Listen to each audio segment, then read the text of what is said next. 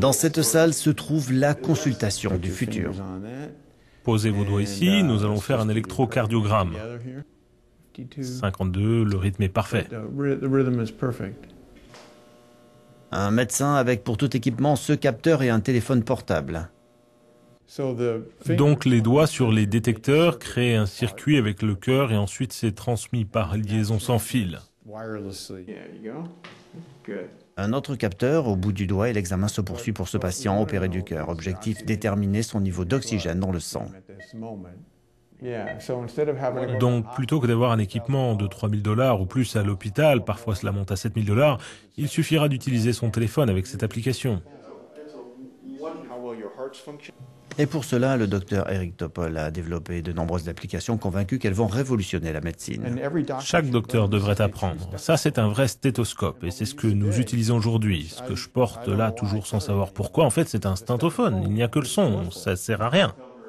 Ce cardiologue le reconnaît volontiers. Désormais, il prescrit plus d'applications de téléphone portable que de médicaments. Il peut ainsi suivre ses patients à distance. Une chance pour ceux comme Bill Souza, qui habite à plus d'1 heure de route de l'hôpital. 2 fois par jour, ce septuagénaire prend sa tension avec sa tablette numérique.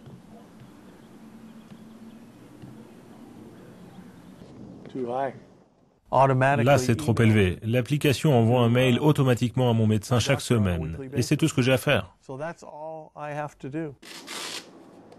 L'appareil coûte une centaine d'euros, franchement abordable dans un pays où se soigner peut coûter une fortune. Un suivi plus efficace, tout en gagnant du temps et en économisant de l'argent à San Diego. Voilà sur quoi travaille cette société. À l'avenir, on sera peut-être relié à un petit boîtier fabriqué ici et qui équipe déjà certains hôpitaux. Il montre tous les signes vitaux, rythme cardiaque, pression sanguine, rythme respiratoire, saturation d'oxygène, température de la peau. Un médecin pourra suivre son patient en temps réel sur son téléphone, même à l'autre bout du monde. Désormais, ils auront ces informations immédiatement. Ils pourront ainsi prendre rapidement une décision. Et finalement, comme d'autres sociétés peuvent le faire, nous allons pouvoir utiliser ces informations et pouvoir prévoir l'état du patient. Prédire l'avenir d'un patient, voilà désormais l'objectif affiché par certains fabricants. Le docteur Topol pense que bientôt il pourra détecter des maladies avec ses détecteurs placés sur ou sous la peau. Un jour, d'ici 5 ans, nous aurons des nanodétecteurs dans le sang. Ils pourront détecter un cancer dès son arrivée dans le sang. Capables de diagnostiquer et de prévoir, et si dans le futur les machines remplaçaient les médecins.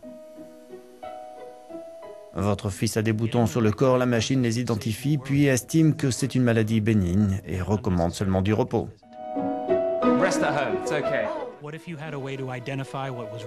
Ou alors votre fille se sent mal, un capteur prend sa température puis analyse son urine. Cette fois, l'application recommande de se rendre à l'hôpital en urgence et vous indique l'établissement le plus proche.